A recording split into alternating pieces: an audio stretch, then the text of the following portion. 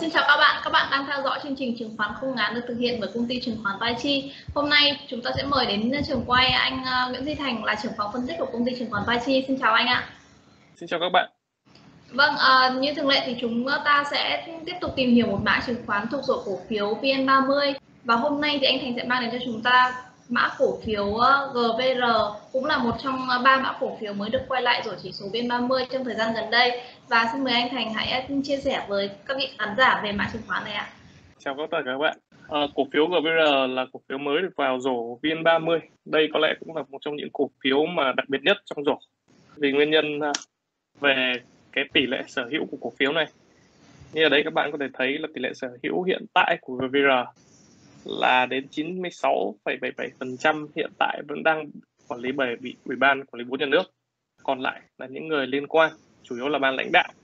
Chúng ta có thể thấy là chỉ còn khoảng 3% cổ phiếu của GVR là thuộc dạng free floating, tức là cái lượng cổ phiếu trôi nổi trên thị trường tỷ trọng bây giờ rất thấp.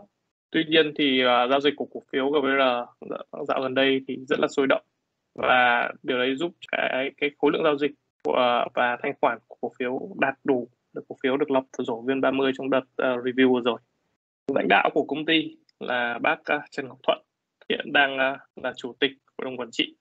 Theo dòng lịch sử, từ cấu sở hữu chúng ta có thể thấy là đây là một tập đoàn đầu ngành của Việt Nam hiện tại, và lịch sử hình thành của công ty cũng thể hiện rõ điều đấy. Năm 1975 xuất phát từ 78.000 ha cao su, sản lượng 22.000 tấn. Đến năm 2004 công ty đã tăng cái sản lượng lên 250.000 ha, và đến hiện tại thì công ty có tổng cộng đến 410.000 ha cao su. Trong đấy thì 1/4 được trồng ở nước ngoài, chủ yếu là Lào và Campuchia. Và sản lượng cao su thì công ty mẹ và công ty con đạt sản lượng tổng là 320.000 tấn, chiếm nửa già của toàn bộ sản lượng cao su Việt Nam, không tính các tiểu điển. Với cái quy mô 410.000 ha thì cũng dễ hiểu tổng doanh thu của công ty duy trì đều đặn hàng năm ở ngưỡng 20.000 tỷ trở lên. 20.000 tỷ trở lên tức là gần 1 tỷ đô, và lợi nhuận thì duy trì quanh ngưỡng 4.500 đến 5.000 tỷ, tùy theo tình hình của giá cao su ở trên thế giới. Trong giai đoạn hiện tại thì công ty có hai định hướng lớn và chúng ta cần phải theo dõi kỹ. Thứ nhất là theo chủ trương thoái vốn cổ phần hóa doanh nghiệp nhà nước của chính phủ, tập đoàn cao su Việt Nam sẽ thoái vốn nhiều công ty con. Và thứ hai là công ty cũng đa dạng hóa ngành nghề, thay vì chỉ tập trung độc canh cây cao su và bán mủ cao su như giai đoạn trước năm 2016. Vậy chúng ta nhìn xem trong 21.000 tỷ này thì doanh thu của mảng chính, tức là mảng khai thác cạo mủ cao su và chế biến mủ cao su rồi xuất khẩu, và các mảng còn lại thì tỷ trọng ra sao? Ở đây chúng ta thấy là mảng chính là cao su vẫn chiếm 60%. Sau đấy là sản phẩm từ cao su. Lát nữa chúng ta sẽ đi về chi tiết sản phẩm cao su bao gồm những sản phẩm nào. Sau đấy là đến mảng chế biến gỗ và khu công nghiệp và mảng khác. Khác đây thì thường là bao gồm hoạt động tài chính, hợp đồng tài chính, và đối với lại các doanh nghiệp ở mảng cao su thì mảng khác này bao gồm cả phần thanh lý cây cao su, tức là khi mà cây cao su quá hạn khai thác thì phần gỗ cao su vẫn được tái sử dụng, và chủ điền sẽ gọi là thanh lý cái vườn cây này, dao động từ 200 đến 400 triệu trên một ha. Ở đây chúng ta có thể nhìn sang cơ cấu lợi nhuận gộp để hiểu hơn về cái phần tỷ trọng đóng góp trong lợi nhuận của công ty. Thì mảng cao su mặc dù chiếm 60% doanh số nhưng lại chỉ đóng góp 52% lợi nhuận, trong khi mảng thấp nhất, tức là mảng khu công nghiệp, chỉ chiếm 4,4% doanh thu, lại chiếm 13% lợi nhuận. Điều đấy cũng giải thích một phần bởi là mảng công nghiệp không chỉ của tập đoàn cao su mà nhiều doanh nghiệp kinh doanh khu công nghiệp khác như là KBC, như là FZC hoặc là SZL thì họ đều có cái biên lợi nhuận gộp cao, chiếm đến 65%, so với lại mảng cao su chỉ có 19%. Xét về cái mảng cao su này thì trong năm 2020, doanh thu từ kinh doanh mủ cao su của tập đoàn là 12.714 tỷ.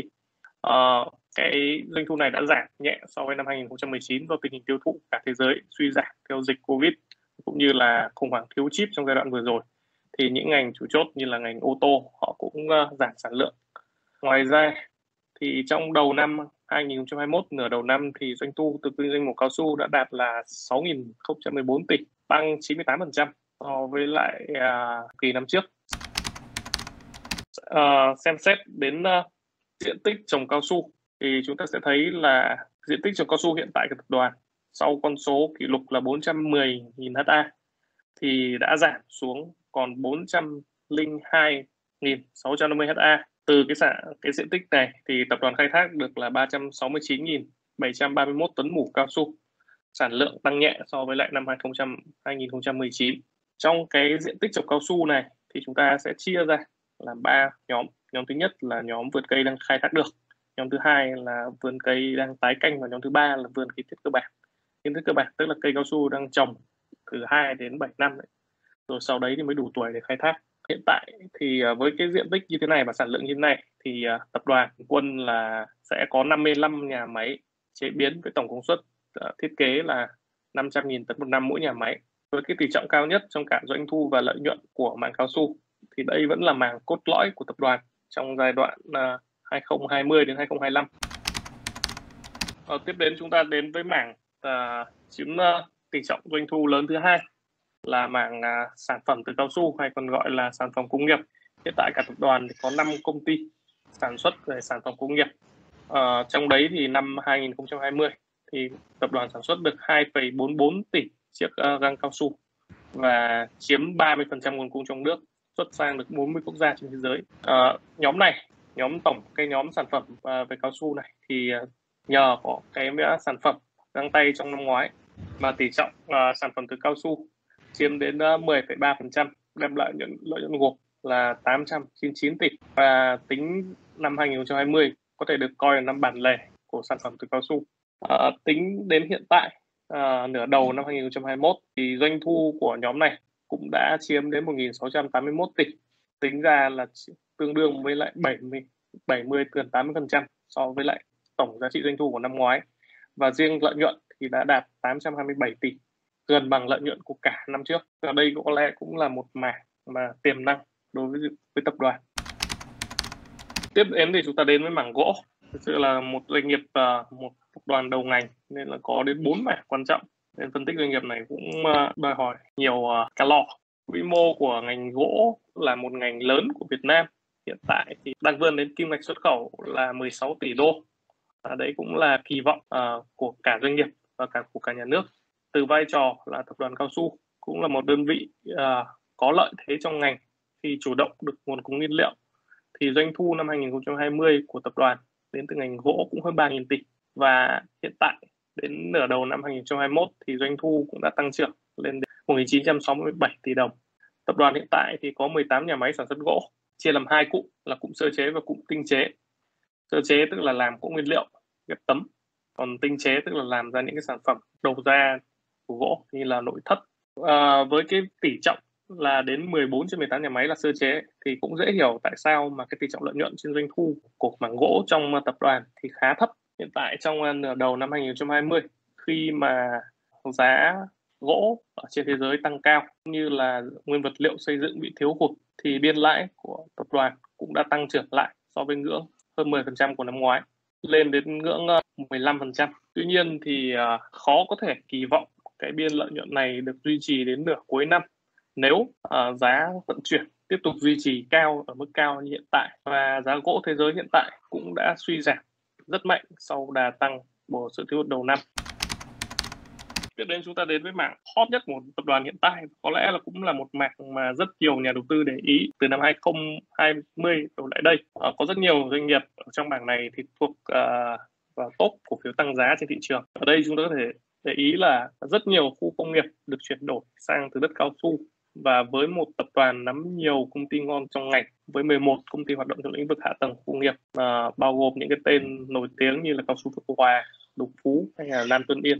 Hầu hết những công ty này thì đều là những công ty có cái diện tích khu công nghiệp lớn, và đặc biệt là Phước Hòa và Đông Phú thì ngoài lĩnh vực cao su ra hiện cũng đã lấn sân chuyển đổi một số diện tích đất trồng cao su sang diện tích làm khu công nghiệp. Ở đây chúng ta có thể kể đến một số dự án lớn như là Nam Tô Yên 3, khu công nghiệp Tân Lập, hay là một điểm mới Việt Nam, Pleiku, mảng khu công nghiệp thì chúng ta cũng có thể hiểu dễ hơn là những cái tỉnh sát bên thành phố Hồ Chí Minh như là Bình Dương và Đồng Nai thì hưởng lợi từ vị trí địa lý nên là giá thuê đất khu công nghiệp ở những khu vực này sẽ cao hơn. Tuy nhiên thì chúng ta cũng thể kỳ vọng sắp tới là khi mà các dự án về cơ sở hạ tầng của nhà nước được triển khai thì những khu vực ở Bình Phước hay là Gia Lai thì việc chuyển khu công nghiệp về đây cũng là một điều khả thi và đem đến doanh thu lớn hơn cho tập đoàn. Với biên lợi nhuận gộp đạt 65% thì việc chuyển đổi diện tích đến 20.000 ha đất từ cao su sang khu công nghiệp sẽ đem lại một nguồn lợi nhuận khổng lồ cho GVR sắp tới. Vâng, chúng ta vừa mới đi qua cơ cấu doanh thu và cơ cấu lợi nhuận của công ty. Các bạn có thể thấy rằng là tập đoàn Cao su Việt Nam thì có 4 mảng chính: mảng cao su, mảng sản phẩm công nghiệp này, mảng gỗ và mảng bất động sản khu công nghiệp. Thì có thể nói rằng quy mô của tập đoàn khá là lớn nên là cái việc phân tích cả 4 mảng của tập đoàn này thì cũng đòi hỏi rất là nhiều thời gian, và chúng ta vừa mới nghe anh Thành phân tích rất là sâu về 4 mảng này của GVR. Tiếp theo đây thì chúng ta sẽ đi về cơ cấu tài sản cũng như cơ cấu nợ của công ty. Thì không biết là một doanh nghiệp nhà nước, một tập đoàn lớn của nhà nước như thế này thì cơ cấu tài sản và cơ cấu nợ có gì đặc biệt không thưa anh? Với một doanh nghiệp nhà nước thì chúng ta có thể hiểu là sẽ chịu 2 tầng kiểm soát. Thứ nhất là kiểm soát từ ban lãnh đạo. Ngoài ra thì còn một tầng nữa là chính bản thân Ủy ban Quản lý vốn cũng sẽ kiểm soát tình hình tài chính và tình hình phát triển của doanh nghiệp một cách chặt chẽ. Và chúng ta cũng có thể thấy việc đấy qua cơ cấu của công ty. Tập đoàn Cao su thì họ cũng có một cái cơ cấu tài chính thể hiện rất rõ cái đặc trưng của một công ty cao su, là cái tài sản dài hạn của họ thường là chiếm tỷ trọng rất cao. Và như ở đây chúng ta thấy là chiếm đến 70% tài sản cố định. Việc này giải thích là do họ phải duy trì một cái lượng diện tích trồng cao su rất lớn. Ngoài ra thì cũng luôn luôn phải tái canh và trồng kiến thiết vườn cây cơ bản nữa. Và trong cái giai đoạn cái tái canh và trồng kiến thiết vườn cây cơ bản này, vườn cây cao su này sẽ được tính vào là tài sản hàng tồn kho. Ngoài ra thì như tôi đã nói là việc chịu kiểm soát của 2 tầng layer thì cũng đem lại cho doanh nghiệp một cái cơ cấu tài chính nó khá là rành mạch, đặc biệt là với khoản tiền gửi có kỳ hạn thì nó chiếm đến 50% cơ cấu tài sản ngắn hạn của công ty, là hơn 10.700 tỷ. Tất nhiên là khoản mục này so với tổng vốn hóa của doanh nghiệp không lớn, nhưng mà so với nhiều doanh nghiệp trên sàn cũng là một khoản tiền đáng mơ ước, và nó lớn hơn cả vốn hóa của 2 doanh nghiệp con của công ty, của tập đoàn hiện tại là Cao su Phước Hòa và Cao su Đồng Phú cộng lại. Chúng ta có thể thấy là cơ cấu nợ của công ty thì cũng khá là rành mạch, nên việc duy trì một cái khoản nợ để đầu tư cơ bản như này chỉ là họ tận dụng cái dòng vốn từ bên ngoài, cũng như là muốn duy trì một lượng vốn để đầu tư phát triển cao hơn thôi, để đẩy nhanh tốc độ phát triển lên thôi. Ngoài ra thì cái phần nợ dài hạn thì cũng có thể giải thích là cái cơ cấu đến 11 công ty trong tập đoàn có hoạt động kinh doanh liên quan đến khu công nghiệp là sẽ có họ thu tiền trước, thu tiền thuê trước. Có những doanh nghiệp thu tiền thuê trước đến 50 năm nhưng mà lại hạch toán theo năm 1 thì cái phần doanh thu chưa thực hiện thì cũng được hạch toán vào bên nợ, và vì thế doanh thu chưa thực hiện của tập đoàn nó chiếm đến 49% giá trị nợ dài hạn. Nhìn một cách tổng quát, cơ cấu tài chính của công ty là rành mạch và lành mạnh. Với một cái cơ cấu tài chính ngưỡng ổn định như thế này thì công ty có thể triển khai đầu tư các dự án mới một cách hiệu quả và có nhiều nguồn lực để khi mà có cơ hội thì có thể bung sức từ thị trường. Vâng, một cơ cấu tài chính lành mạnh cùng với một nguồn tiền khá là dồi dào. Tuy nhiên thì với 2 tầng quản lý của một công ty nhà nước thì tôi không biết là định hướng phát triển cũng như là cái tiềm năng phát triển của mã cổ phiếu GVR trong tương lai sẽ như thế nào ạ? Hiện tại thì về mặt chủ trương thì nhà nước cũng đã muốn giảm dần sở hữu trong các tập đoàn nhà nước và muốn cổ phần hóa để giành mạch. Ở đây chúng ta có thể thấy là cái định hướng phát triển của GVR rất rõ ràng. Thứ nhất là tập đoàn sẽ chuyển đổi loại hình doanh nghiệp đối với công ty, đặc biệt là công ty trách nhiệm hữu hạn một thành viên tập đoàn, tăng tính minh bạch đại chúng bằng việc là cổ phần hóa các doanh nghiệp tập đoàn đang sở hữu và bán vốn ở những cái công ty con khác, ví dụ như là PHR và DPR thì sẽ được định hướng là giảm mức sở hữu về 51%. Ước tính thì riêng 2 khoản mục này thì có thể đem lại cho tập đoàn một cái nguồn doanh thu xấp xỉ đâu đó khoảng từ 1.500 đến 2.000 tỷ. Thì theo kế hoạch từ năm 2021 đến 2025 thì cái diện tích cao su đương nhiên sẽ được giảm xuống, và cái phần giảm xuống đó sẽ được chuyển đổi sang khu công nghiệp khoảng 20.000 ha. Chúng ta có thể tưởng tượng là một doanh nghiệp bình thường như Nam Tuấn Yên thì một cái khu công nghiệp mới thì chỉ có 300 ha thôi, và 20.000 ha này xấp xỉ 60 khu công nghiệp Nam Tuấn Yên 3 mới. Nếu mà cái việc này được chuyển đổi thuận lợi, nó sẽ đem lại một khoản lợi nhuận khổng lồ cho doanh nghiệp. Bên cạnh đấy thì tập đoàn cũng có một số dự án khác như là phát triển nông nghiệp công nghệ cao 40.000 ha, Bên cạnh đó thì tập đoàn cũng sẽ phát triển theo chiều sâu như là M&A các công ty xăm lốp thuộc Tập đoàn Hóa chất Việt Nam. Như chúng ta thấy là hiện tại thì tập đoàn chỉ có một công ty về lĩnh vực xăm lốp, trong khi là một lĩnh vực xăm lốp như kiểu DRC có biên lợi nhuận cao hơn bình thường. Đặc biệt là như năm 2020 chúng ta thấy biên lợi nhuận của mảng sản phẩm từ cao su, và cái mảng đó thì nó cũng là sản phẩm cuối cùng nên là nó đem lại một sự ổn định về mặt bao tiêu sản phẩm so với việc phụ thuộc một lượng lớn cái doanh thu và lợi nhuận vào giá bán cao su trên thị trường thế giới. Và nói riêng về giá cao su trên thị trường thế giới thì giá cao su đang ở trên một chuỗi giảm giá. Tôi nghĩ thì nếu mà tất cả những cái dự định này mà trở thành hiện thực thì tiềm năng của GVR thì có lẽ là một trong những tập đoàn có tiềm năng lớn nhất, mà cũng là một trong những doanh nghiệp có tiềm năng lớn nhất ở trong chuỗi VN30. Vâng thưa anh, thế thì việc giảm diện tích cao su xuống và chuyển sang làm diện tích khu công nghiệp thì như vậy có phải là tập đoàn đang hướng đến việc là chuyển đổi từ mảng nông nghiệp sang mảng công nghiệp đúng không ạ? Thực ra thì tôi có thể thấy là cái diện tích cao su so với diện tích công nghiệp trong tình huống thuận lợi nhất nó vẫn gấp hơn 10 lần. Tức hiện tại doanh nghiệp khoảng 10.000 ha cộng thêm 20.000 ha phát triển mới so với lại 320.000 ha cao su, chưa kể diện tích cao su ở nước ngoài, thì có thể thấy là cái trọng tâm của tập đoàn cao su vẫn là cao su. Còn việc tận dụng đất diện tích trồng cao su mà ở vị trí thuận lợi để làm khu công nghiệp thì sẽ đem lại cho tập đoàn cái nguồn tài chính dồi dào hơn, tận dụng được lợi thế về vị trí địa lý, phát triển an sinh xã hội tốt hơn, cũng là một phần nhiệm vụ của doanh nghiệp nhà nước. Thưa các bạn, chúng ta vừa mới nghe những chia sẻ rất là sâu sắc của anh Nguyễn Duy Thành về mã cổ phiếu GVR, về quy mô của doanh nghiệp, những định hướng phát triển và tiềm năng tăng trưởng của cổ phiếu GVR trong tương lai. Thì không biết là các bạn có ý kiến như là các bạn có nhận định như thế nào về mã cổ phiếu này, các bạn hãy để lại comment để chúng tôi cùng được biết nhé. Xin cảm ơn các bạn đã theo dõi chương trình và chúng ta sẽ gặp nhau trong số tiếp theo của Chứng khoán Không Ngán để nghe các chuyên gia của Chứng khoán Vichi phân tích các mã cổ phiếu trong rổ cổ phiếu VN30 nhé các bạn. Xin cảm ơn các bạn. Xin chào anh Thành. Xin chào các bạn.